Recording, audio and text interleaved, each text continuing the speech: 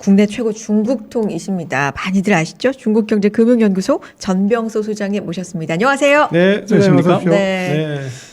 아유, 작년 한 해는 정말 중국한테는 요즘 미국 시장처럼 암울했던 한 해가 맞아요. 작년 우리 주식 중국 투자 시장 아니었나 싶은데 드디어 풀고 또 풀어서 반등을 마련하기 시작했거든요. 네.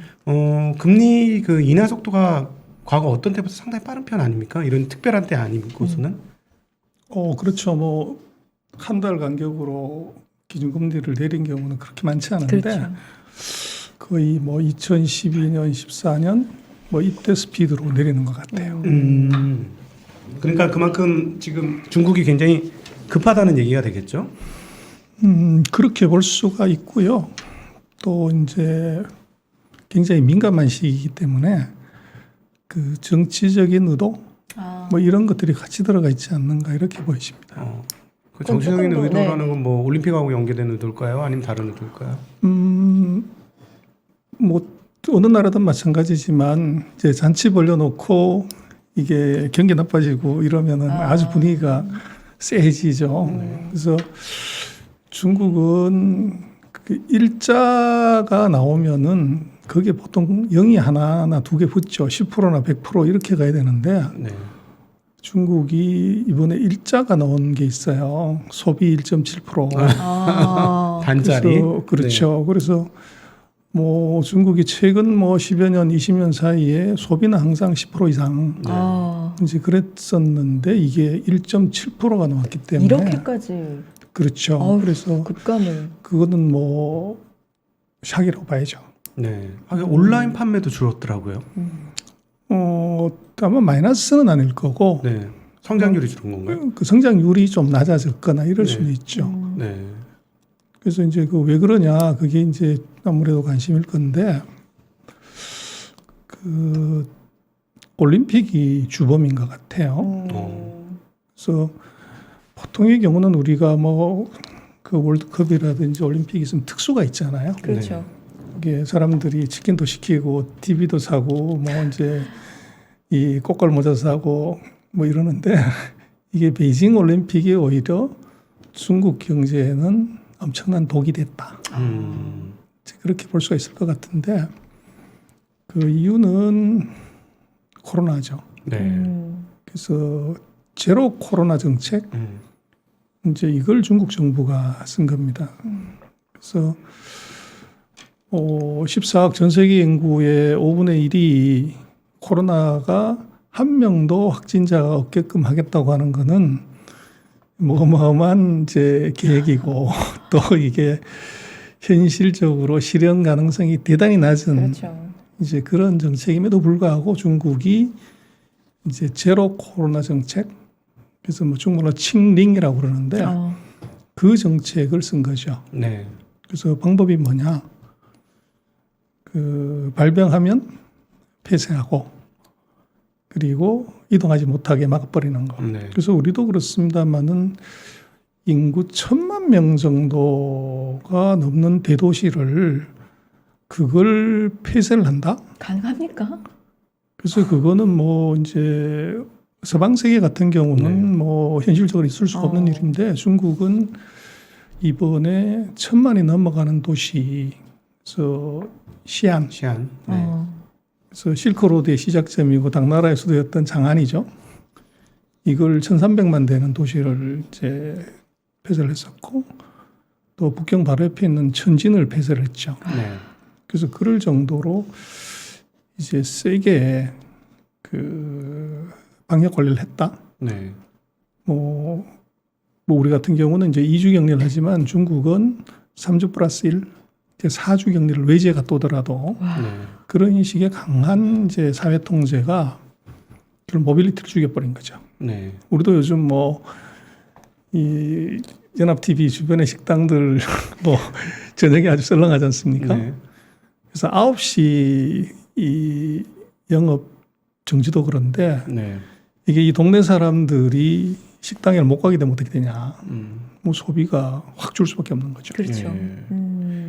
그럼 그렇단 얘기는 지금 인민은행에서 MLF를 금리를 내리고 LPR을 또 금리를 내리고 연타로 내리고 한다고 할지라도 그 베이징 올림픽 끝날 때까지는 중국의 소매 판매나 소비 이런 소비자 신뢰 지수 뭐 이런 각종의 소매 관련 소비 관련은 영 상황이 회복되기는 어려울 것 같다 이렇게 볼 수도 있겠네요. 그렇습니다. 1사분기 작년 4사, 금년 1사분기는 아마 소비는 크게 기대하면 안 된다. 네. 이제 올림픽이라는 과거 같으면 거대한 소비 행사가 네. 이번에는 정반대의 현상이 나타나기 때문에 그래서 2월 5일인가요? 그때부터 시작을 하지만 그 장애인 올림픽까지 같이 합치면 3월 초까지 네.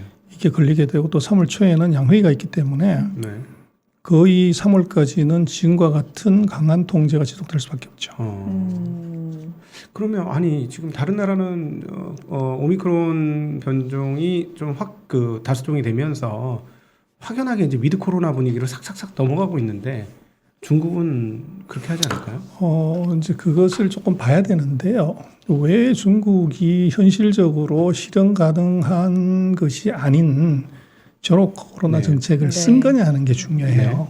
그래서 제가 볼 땐 두 가지인데 하나는 뭐냐 그러면 코로나는 발병이 중요한 것이 아니고 방역이 중요한 것이다. 네. 이제 이걸 이미지 메이킹하고 싶은 겁니다. 방역. 그래서 그 코로나 발병 원제국이 바로 중국이라고 전 세계가 비난하고 그렇죠. 이제 책임을 물어야 된다고 그러는데 현실적으로는 뭐 트럼프 때도 그렇고 바이든 때도 그렇고 이제 뭐 딴 얘기 없죠.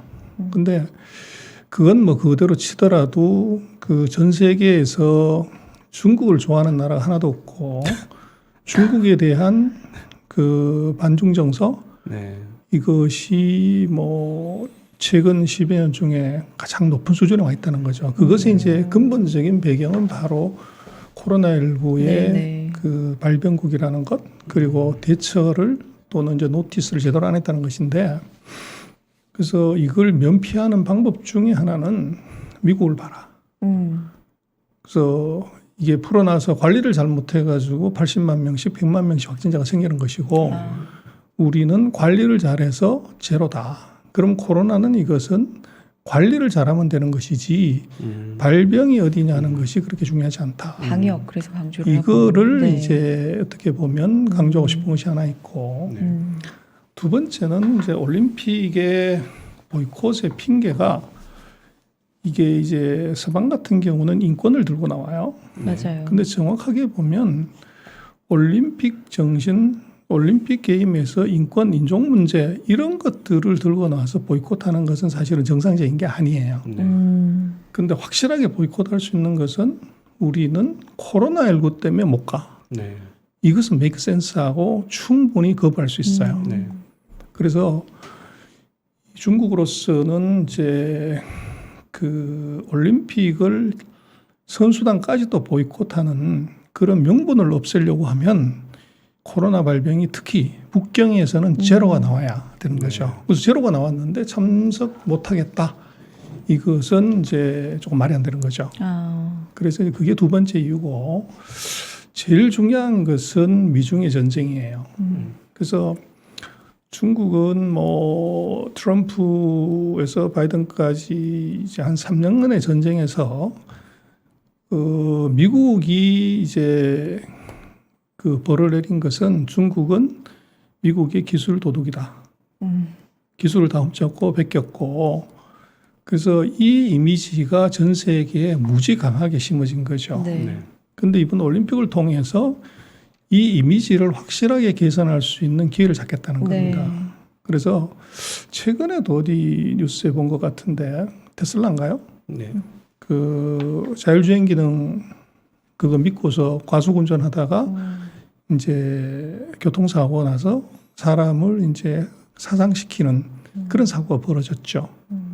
그래서 이게 자율주행 또는 4차 산업혁명이 사실은 뭐 여러 가지로 체감할 수 있지만 자율주행 자동차가 가장 이제 좋은 4차 산업혁명의 샘플이죠. 네. 그래서 이번 베이징 올림픽에서 중국은 우리가 그 기술을 훔쳐가는 기술 도둑, 우리 기술이 없는 이것이 아니라 4차 산업혁명의 핵심 기술을 가진 이 기술 보유국이라는 걸 전 세계한테 다 선전하고 싶은 거죠. 네. 광고하고 싶은 건데 그래서 뭐를 하냐 그러면 이번 베이징 올림픽은 첫 번째 이 베이징 같은 경우에 올림픽이 개최되는 지역에서 자율주행 택시, 자율주행 버스가 다닙니다. 네. 그러면 전 세계 이제 언론이 다 와서 그거 타보고 그렇죠. 광고하는 거죠. 그리고 두 번째는 지금 뭐 여러 가지 얘기를 하지만 4차 산업혁명에서 중요한 것은 빅데이터에서 IP를 뽑고 그럼 요거를 인공지능에 집어넣고 요걸 로봇에다 집어넣어서 로봇가 사람처럼 생각하고 행동하고 서빙해 주는 게 중요해요. 네. 그래서 이번에 중국은 아마 경기 도우미 여기에 서비스 로봇을 대거 등장시킵니다. 네.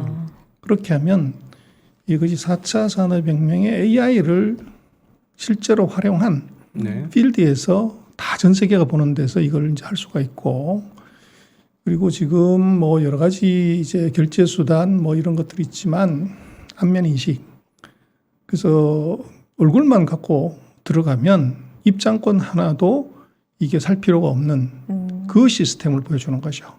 그리고 이제 전 세계가 다 최근에 이제 가상화폐 비트코인 때문에 뭐 난리가 났지만 그 정부 차원에서의 그 중앙은행 화폐를 네. 가장 먼저 이제 어떻게 보면 상용화했다 그럴까 대규모로 한 게 중국이에요. 네. 어느 나라도 그것들을 이제 뭐 외국인들한테까지도 쓰게 한다는 것은 지금까지 없었죠. 근데 이번 올림픽에 참가하는 아마 선수들, 기자단들 이 사람들한테는 공항에서 내리면 아마 그 중앙은행 CBDC 그 중국은 EPDC라고 얘기하는데 그걸 아마 그 충전을 해줄 겁니다. 그러면 이제 이 디지털 화폐를 갖고서 경기 기간 중에 다 결제하고 소비하고 청산하는 것을 보여주게 되면 이 4차 산업혁명의 어떻게 보면 풀 라인업을 이걸 다 보여줄 수 있는 거죠. 네. 근데 그때 이제 전 세계 프레스 센터에 전 세계 기자들이 다 와 있기 때문에 그걸 전 세계에 타전하게 되죠. 네. 그렇게 되면 이번 올림픽을 통해서 중국은 그 세 가지를 전 세계에 이미지 메이킹 하기 위한 어떻게 보면은 뭐 대단한 찬스를 잡았던 거죠. 근데 거기에 이제 미국이 보이콧하기 시작하고 일부 이제 동맹 국가들이 같이 참여하면서 그게 이제 효과가 반감되는 거 아니냐.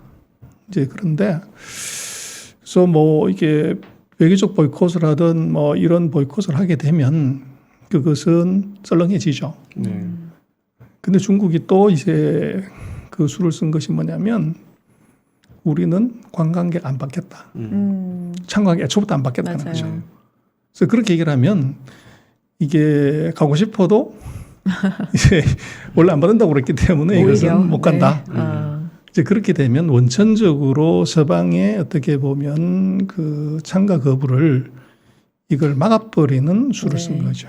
네. 그게 아마 최근에 그 베이징 올림픽 관련되는 이제 중국의 진짜 속내 아닌가 싶습니다. 네. 그 앞서 이제 미국과의 이제 관계를 말씀을 해주셨는데 최근에도 이제 나오는 이야기가 바이든이 관세 좀 내려야 하지 않겠느냐. 지금 뭐 네. 미국은 인플레이션 때문에 난리고 이번에 바이든이 나와서 이 폭락에 그 불을 붙였던 것 중에 하나가 연준이 알아서 인플레이션을 잘 잡아야 된다 이렇게 얘기를 한 다음부터 진짜 폭락을 지금 미국 시장에 거듭을 맞아요. 하고 있는데 사실은 미국이 인플레이션을 잡는 중요한 방법 중에 하나가 중국으로 오는 상품에 대한 관세를 좀 내려오면 그게 좀 완화되지 않겠는가 했는데 이번에도 그 질문에 대해서는 일단 수입할 걸 다 수입하고 난 다음에 하겠다.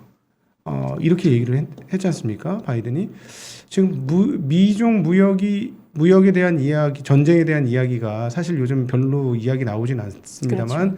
실질적으로는 지금 진행형이에요. 이 부분은 어떻게 보면 좋을까요? 몇 년간 계속되고 있네요. 네. 정치인의 그 이해관계하고 그 국가의 이해관계는 이건 다르게 봐야 돼요.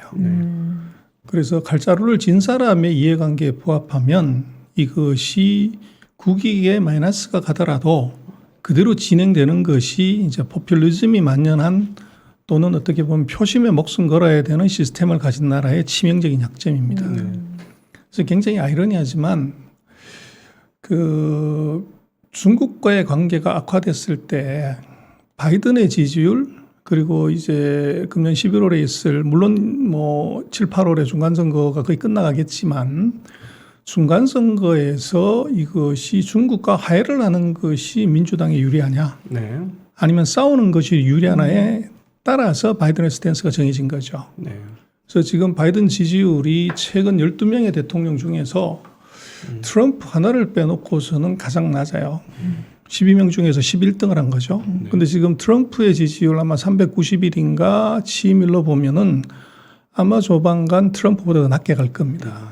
그렇게 되면 역대 최악의 이제 지지율을 받는 대통령으로 네. 전락을 했을 때 지지율 반전 어떻게 할 거냐. 뭐 방금 말씀하셨지만 경제를 살린다? 그건 이제 물 건너갔고 돈을 덮은다? 이것은 불가하고. 그렇죠. 그러면 결국은 국내 문제에서 해법이 안 보이면 문 밖에서 답을 찾죠. 거기서 역시나 제가 볼 때는 바이든도 트럼프하고 같은 길을 간다. 중국 때리기로서 이제 인기를 회복하려고 하는 전략이 나올 수밖에 없는데 이렇게 가려고 하면 네. 이것은 관세를 낮춰서 인플레이션 수입 물가를 낮추는 것 그거는 이제 국가나 국민들을 위해서는 바람직한 것이지만 이걸 했을 때의 바이든 그리고 지금 DDD 구조 DDD는 장거리 전화가 아닙니다. 대통령, 상원, 하원이 다 데모크라틱 민주당이죠. 네. 네. 근데 이것이 DDD가 아니고 DRD가 돼버리면 리퍼블릭이 들어가 버리면 바이든이 할 수 있는 게 반으로 줄어버립니다. 네. 상원의 비중을 못 받는 거죠. 네. 그래서 지금 바이든 입장에서는 중간 선거에서 단 한 석이라도 상원을 내주게 되면 DDD에서 DRD로 바뀌는 불상사가 생겨요. 그래서 이걸 무조건 이제 이기려고 해야 되는데 문제는 트럼프가 2년 동안 중국하고 무역 전쟁하고 이 난리를 쳤지만 2021년에 중국의 무역 수지 흑자를 보면 사상 최대예요. 네. 중국 전체로도 최대고 대미 무역도 사상 최대예요. 네. 그럼 결국은 미국의 트럼프의 무역 전쟁은 성공이냐 실패냐를 보면 실패라고 해야 되는 거죠. 네. 근데 그걸 풀어준다? 그렇게 되면 더 이제 수출이 늘어나게 되고 무역 적자는 더 커지게 되면 네. 이것은 바이든으로서는 이건 명분이 서지 않는 일입니다. 네. 네. 그래서 못 푸는 거죠. 그래서 그 아까 모두에 말씀드린 것처럼 그런 이제 국익의 문제하고 정치인의 그 또는 정치 집단의 이해관계하고는 서로 다른데 뭐가 우선이냐 그러면 이제 서방에 어떻게 보면은 표심에 목숨 걸어야 되는 이 지지율에 목숨 걸어야 되는 이 시스템 하에서는 이게 먼저라는 거죠. 네. 그래서 이게 이론상으로는 내리는 것이 맞지만 못 내린다는 겁니다.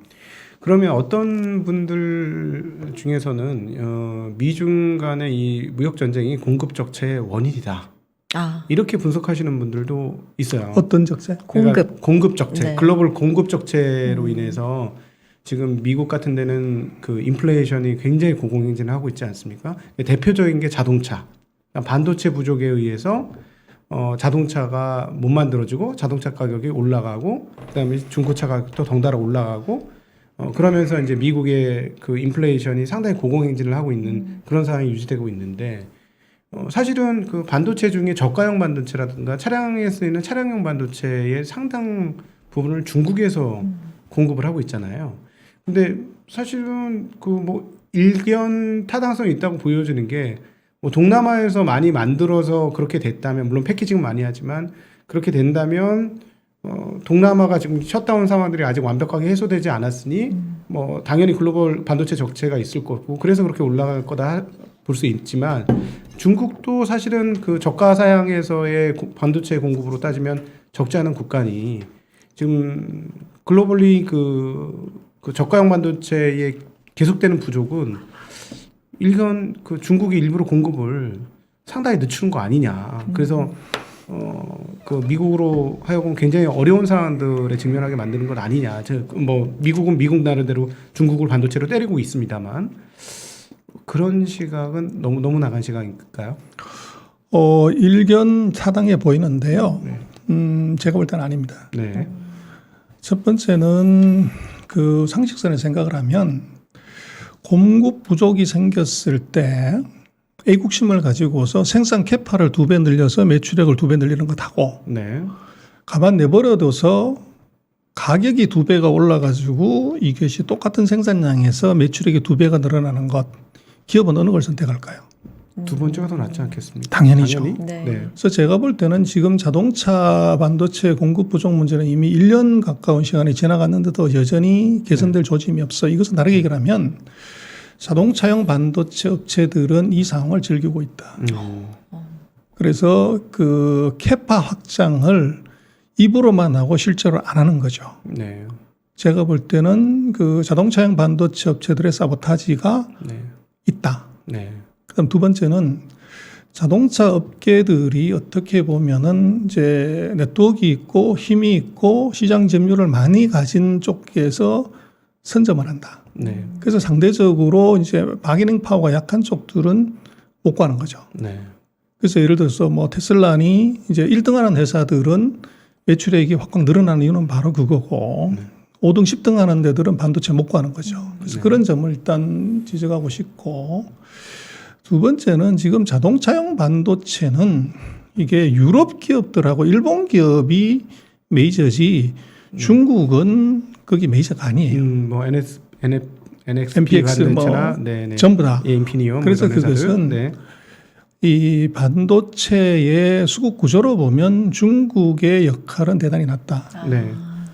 그리고 자동차용 반도체가 부족했을 때 중국이 미국을 골려주기 위해서 이것을 생산을 줄이나 수출을 줄이냐 하는 것은 그것은 약간 이제 다른 것이 자동차용 반도체가 공급이 안 돼서 가장 크게 피해를 받는 것은 미국이 아니고 중국이에요.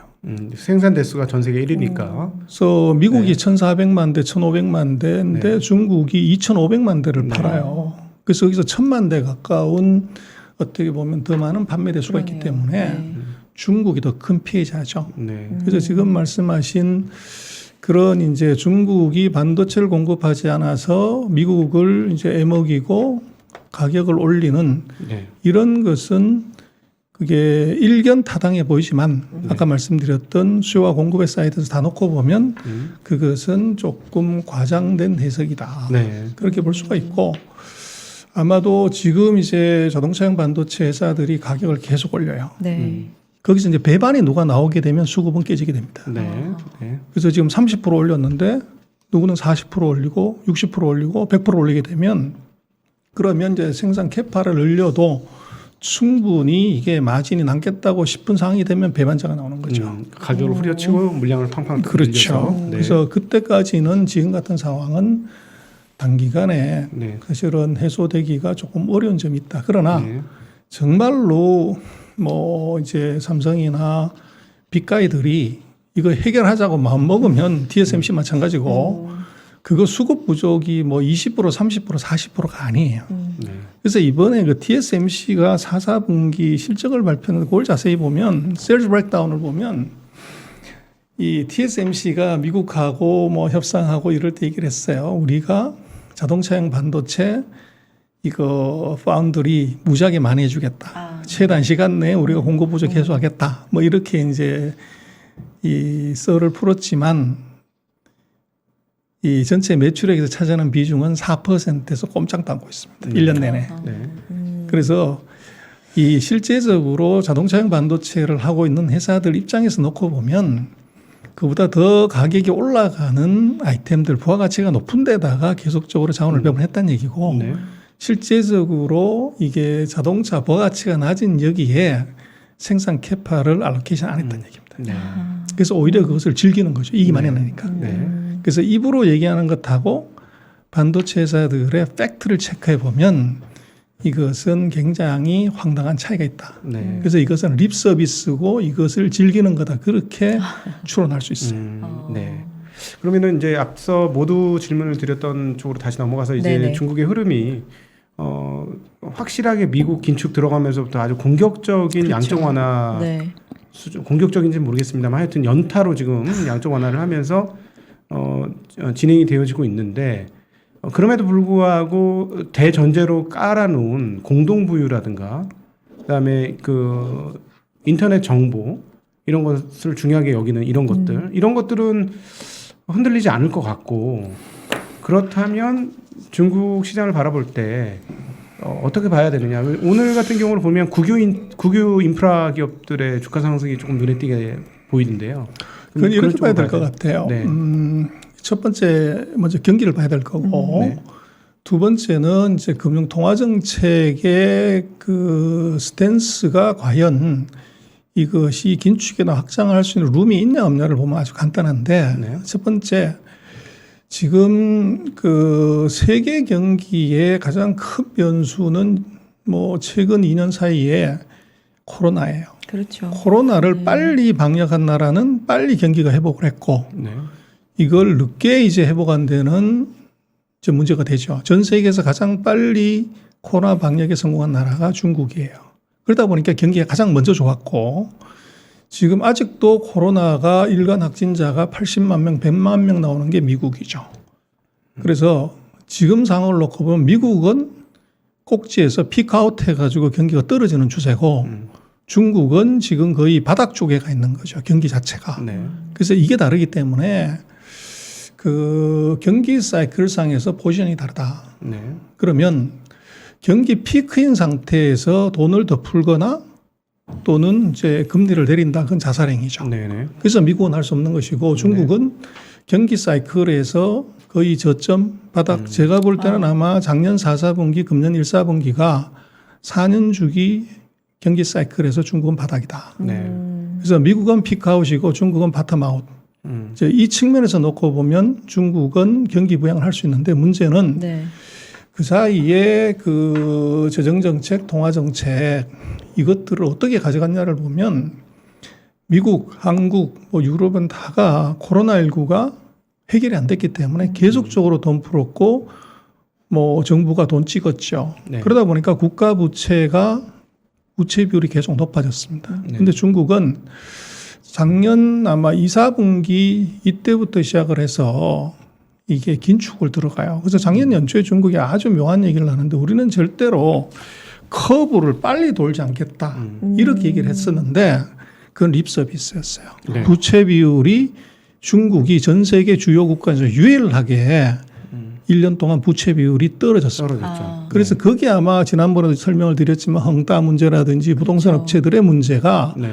중국이 선긴축을 했기 때문에 그런 일이 벌어진 거예요. 네. 그다음에 통화량 이거 똑같이 줄였습니다. 네. 그래서 M2 증가율 낮췄고 부채비율 낮췄기 때문에 중국은 이 경기 바닥에서 부채 비율을 더 높이고 통화량을 더 늘려도 인플레이션 압력이 없어요. 네. 그래서 미국은 지금 7% 이러고 있지만 중국은 12월 달 CPI가 1.5인가 1.7인가요. 오히려 디플레를 걱정을 해야 돼요. 그러다 보니까 중국은 금리 낮추고 돈을 더 풀 수 있는 룸이 지금 생긴 거죠. 네. 그래서 미국하고는 스탠스가 정반대로 갔다. 그리고 이제 그것이 주식시장에 어떻게 영향을 주냐. 그것은 이제 외국인들의 동향을 보면 되죠. 그래서 그 중국이 그 후광통, 성강통을 통해서 들어오는 외국인 자금을 보면 네. 12월 달에 830억 엔인가 890억 엔인가 이 2014년 이후로 월 기준으로 사상 최대로 많이 들어왔어요. 네. 그리고 지금 1월 달에도 보면은 아마 지난주까지가 380억 위안인가 그렇게 들어와서 작년 한 해로 봤을 때 그 작년 12월 한 달을 빼놓고서는 가장 많은 돈이 1월 달 20일 만에 들어온 거예요. 네. 돈이 계속 들어온다는 거죠. 네. 그게 이제 결국은 그 스마트머니도 우리는 계속 뭐 중국 위기다 망한다 뭐 여기에 계속 이제 그 중국이 미국이 저렇게 금리 올리면 미국이 중국도 타격받지 않냐 뭐 네. 이렇게 보지만 이 스마트머니들은 좀 다르게 생각하고 액션하는 거죠. 그래서 경기에 이 바닥 근처를 지날 때 좋은 주식 담아놓자.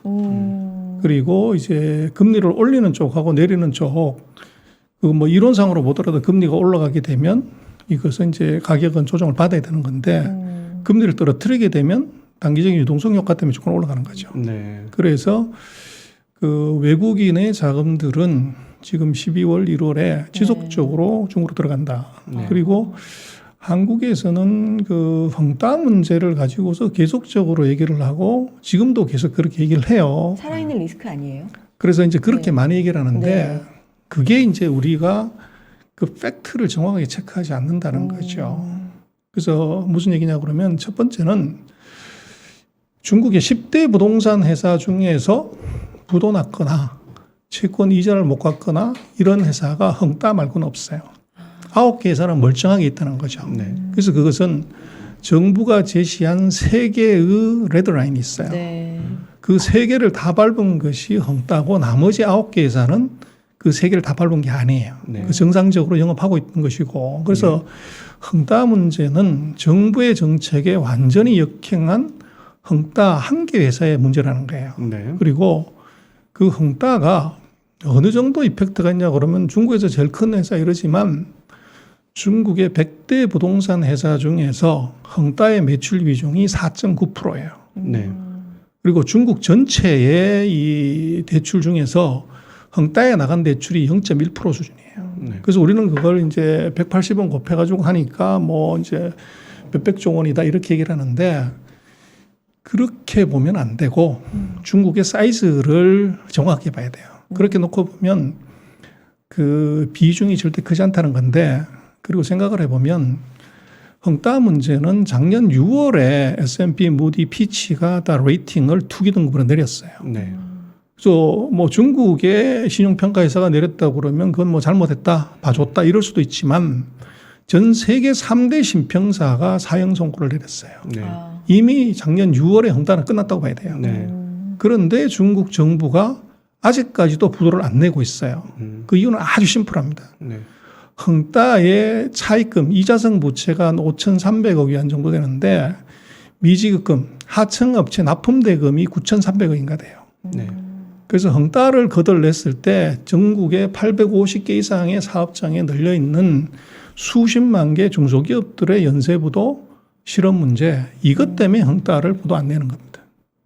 그리고 헝다의 경우는 저것이 이제 이 광동성 뭐 이쪽 지역에 있는데 헝다가 죽으면 누가 화장실에서 운전을 보면 망과라고 아주 유명한 이제 부동산 개발 회사가 있고 벽개원이라고 있는데 이 두 개 회사가 그 헝다하고 같은 지역에 위치를 해요. 네. 그래서 우리가 대우건설이 이제 무너지면서 그걸 인수한 데가 이제 대박 나는 거죠. 네. 그래서 지금 중국 같은 경우는 그 부동산 경기 관련되는 부분은 그렇게 봐야 되고 그리고 이제 그것이 금융위기로 이어지냐 이것은 아주 간단한데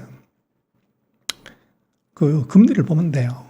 뭐 이게 우리는 계속적으로 중국의 부동산발 신용위기긴 하지만 헝다가 사고 난 지가 7개월이 지났으면 정말로 위기의 조짐이 있다면 맨 먼저 영향을 받아야 되는 것이 금리예요. 네.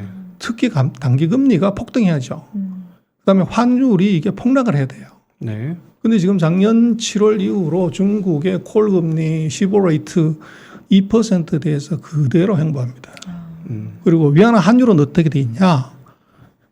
이론상으로 외환위기 외국 자금이 대거 빠져나가면 환율이 대폭 절하돼야 되죠. 근데 중국은 아마 어제도 아마 사상 최고치 지금 6.33입니다. 그렇습니다. 달러 대비. 계속적으로 절상이 되고 있다는 거죠. 네. 그럼 그거 어떻게 해석해야 되냐는 거죠. 네. 그래서 제가 볼 때는 헝다 문제를 팩트 체크 안 하고 계속적으로 이 되뇌이는 것은 이제 그만해야 된다. 헝다 문제는 중국의 단기 금리하고 환율로 봐라. 여기 네. 답이 있다. 그렇게 얘기를 들 수 있을 것 같아요. 네. 그러면은 그 지금 다시 한번 보면 그 최근에 중국은 그러면 부동산을 관리를 할 거 아닙니까? 그렇죠. 헝다 문제 아니더라도 헝다가 불거진 이유는 사실은 부동산의 더 추가적인 부채로 인해서 부동산발 위기를 아예 사전 조치하겠다 하는 작업을 했고 그 조치는 약간의 경기 하강을 감내하면서까지도 진행을 하겠다. 그렇지만 올해는 약간 일부 풀어주긴 하지만 그렇다고 전면적인 풀어줌은 아닐 것이다라는 얘기를 계속했고 그런데 이제 돈을 풀게 되면 결국 돈을 쓸 때가 부동산을 제외하고 돈이 풀어서 경기를 전반적으로 상승시키려면 뭐 소비도 지금 안 되고 그러면 결국은 인프라 쪽으로 투자해야 되지 않을까 하는 생각을 하는데 그렇습니다. 그 인프라가 사실은 인프라도 우리가 생각하는 건설 인프라가 있지만 또 지금 중국에서 지금 작년도에 많이 걸었던 건 뭐 반도체 굴기라든가 그다음에 뭐 그 어떤 산업 굴기를 위해서 신재생 굴기라든가 이런 것들을 위해서 돈이 들어간다 했는데 사실은 작년에 이미 돈 많이 들어갔던 것 같고 이 신기술이나 반도체는 주가도 너무너무 많이 올랐거든요. 그럼에도 불구하고 사람들 그쪽을 계속 보라고 하는데 이렇게 많이 올라간 거요. 그건 아니고 네. 중국이 지금 투자하려고 하는 SOC는 네. 그것은 고속철도입니다. 네. 그래서 고속철도는 그게 이제 자세히 보면은 전력 산업이죠. 네. 그래서 전력 관련되는 전기 관련되는 장비, 설비, 차량 이게 이제 대폭적으로 늘어납니다. 네. 그래서 그렇게 되면 이제 철강이라든지 시멘트라든지 그래서 지금 중국이 아마 앞으로 5년 동안 2022년부터 2025년까지 고속철도를 12,000km를 더 증설하겠다. 네. 그래서 뭐 이건 언론에도 보도가 된 것 같은데 유럽 전체 고속철도 길이보다 더 긴 고속철도를 포설을 한다는 겁니다. 네. 그래서 그 SOC 투자는 바로 거기에 하는 것이고 지금 중국이 그 사이에 계속적으로 얘기했던 예를 들어서 이제 5G 통신망이라든지 녹색 투자라든지 이것은 예정대로 그대로 하는 겁니다. 네. 그리고 지금 중국이 이제 그 녹색 투자는 전 세계에서 가장 많이 하고 있죠. 네. 태양광, 뭐 풍력 발전 가장 많이 투자하고 있기 때문에 이 부분은 오히려 이제 약간 오버 캐패시티를 걱정해야 될 정도로 네. 그렇게 간다고 봐야 되고 지금 투자하는 것의 메이저는 SOC 중에서 바로 이제 교통 인프라 쪽 네. 이쪽이 2022년에 주된 투자다. 그렇게 볼 수 있고 그다음에 아까 말씀하신 소비 문제는 어떻게 봐야 되냐면 지금 중국의 소비의 부양의 가장 큰 문제는 돈 푸는 것이 문제가 아니고 위드 코리아 전환이에요. 네. 그래서 이게 모빌리티만 개런티하게 되면 분노의 소비가 그냥 생기는 거죠. 그래서 지금 사주 어디 이제 외출을 하거나 이제 다른 지방을 갔다 오면 사주를 격리해야 되는 그런 상황에서는 네. 네. 출장 이동 자체가 어렵죠. 네. 그렇겠죠. 근데 이게 풀리게 되면 어떻게 되냐. 그 사이에 이제 못했던 거 6개월 동안 못했던 거 한두 달 동안에 다 이제 할 수가 있죠. 네. 그래서 이제 그 변곡점이 아까도 잠깐 얘기를 드렸지만 올림픽이 다 끝나게 되면 아까 모두에 말씀드렸던 세 가지의 이슈가 끝나게 돼요. 네. 그럼 중국으로서는 뭐 기백명 정도의 그 확진자 이건 충분히 감내할 만해요. 네. 그렇게 되면 위드 코리안으로 전환하는 순간에 소비는 바로 10%로 올라올 수 있어요. 네. 그래서 지금 소비 문제는 제가 볼 때는 지금 돈을 이제 기준금리 낮추고 정책금리 낮추는데 아마도 그 춘절을 전후해서 또 아니면은 양회 이전에 지준율도 또 낮출 것 같아요.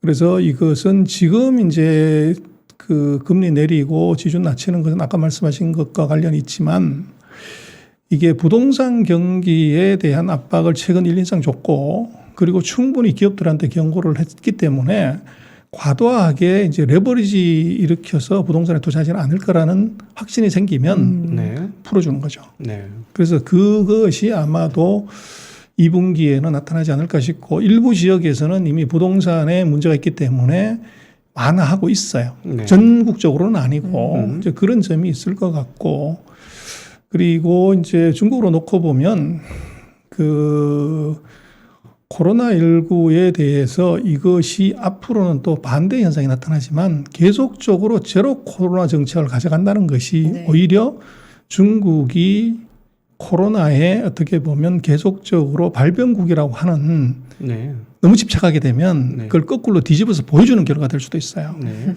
그리고 지금 이제 뭐 전 세계적으로 다 마찬가지지만 코로나의 우세종이 바뀌기 때문에 중국으로서는 아마 위드 코리아 정책을 올림픽 끝나고 나서 이제 도입할 가능성이 제가 볼 때는 대단히 높아요. 네. 올림픽, 그러니까 패럴림픽까지 마무리가 된 3월을 그렇죠. 변곡점으로 오늘 3월 얘기가 각동이 네네. 많이 나오죠. 네네. 국내 증시도 그렇고.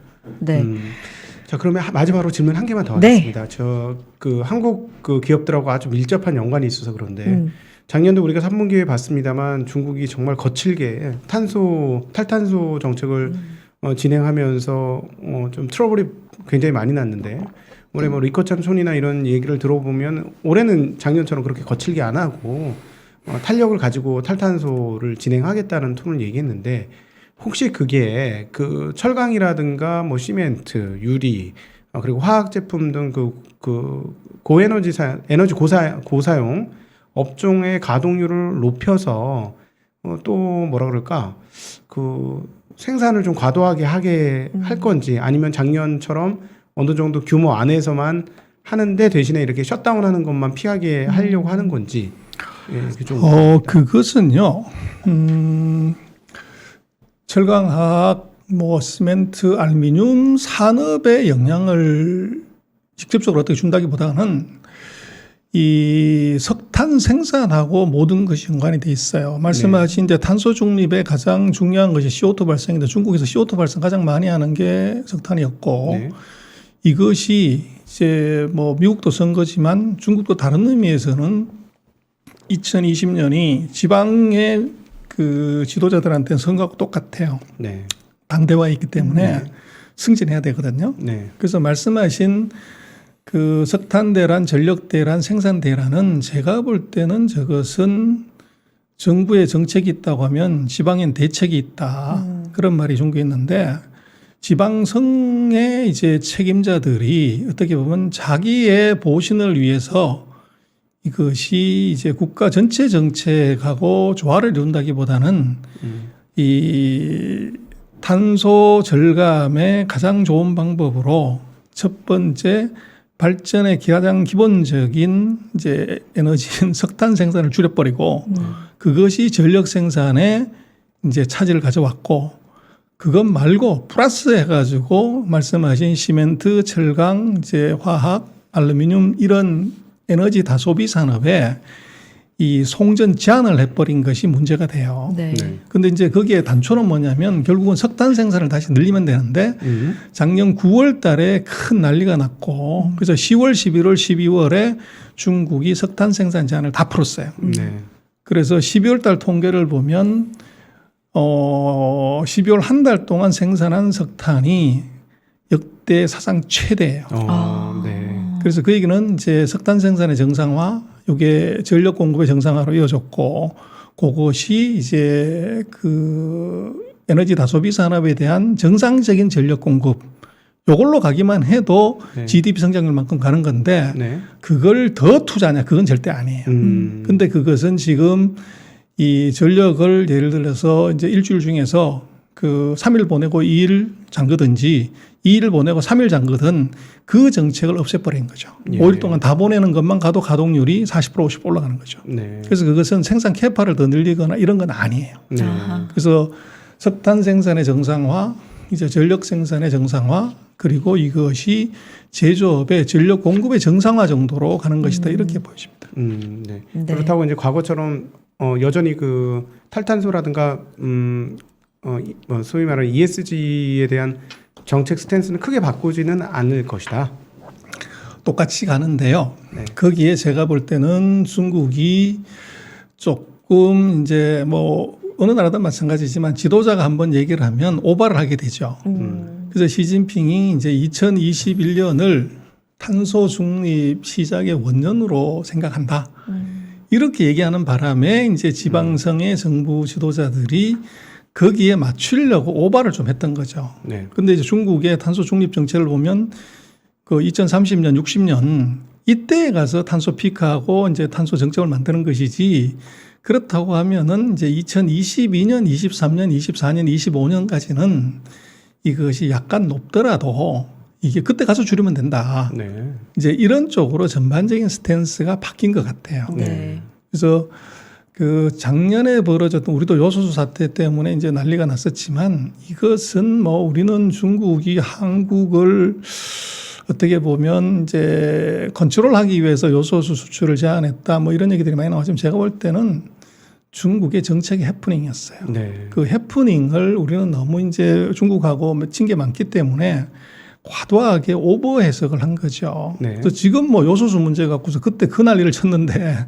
지금 뭐 그거 갖고 더 얘기하는 데가 없잖아요. 네. 그래서 그것은 중국의 정책 해프닝이 만든 이슈다. 그래서 중국에 관련되는 문제는 제가 볼 때는 먼저 팩트 체크를 정확하지 않고 이거 이제 해석을 하게 되면 계속적으로 틀린다. 네. 그리고 그 중국 같은 경우는 이제 정책을 계획도 오랫동안 하지만 또 문제가 생기면 그것을 수정하는데도 이것이 굉장히 빨라요. 네. 그래서 우리는 뭐 이제 정부, 국회 뭐 이런 이제 절차가 필요하고 기간이 필요하지만 중국은 이제 당이 모든 것을 자주하기 때문에 당이 결정하면 그 다음날 바로 바꿔버릴 수가 있는 거죠. 네. 그래서 그것이 이제 정책의 리스크도 있지만 이 사고 친 것을 수습할 때도 역설적으로 그런 이제 프로세스를 거치기 때문에 서방의 이제 민주제도에 비해서는 이게 그게 방향이 잘못 가면 더 크게 일을 키우지만 방향이 바르게 가면은 수습이 굉장히 빨라진다. 네네. 그런 특징이 있다는 걸 좀 봐야 될 것 같아요. 네. 팩트 체크가 중요하다라는 네. 말씀이시고요. 여기까지 네네. 들어야 될 것 같습니다. 오늘 네. 좋은 말씀 많이 해주셨어요. 전병서 소장님 함께했습니다. 네, 고맙습니다. 감사합니다.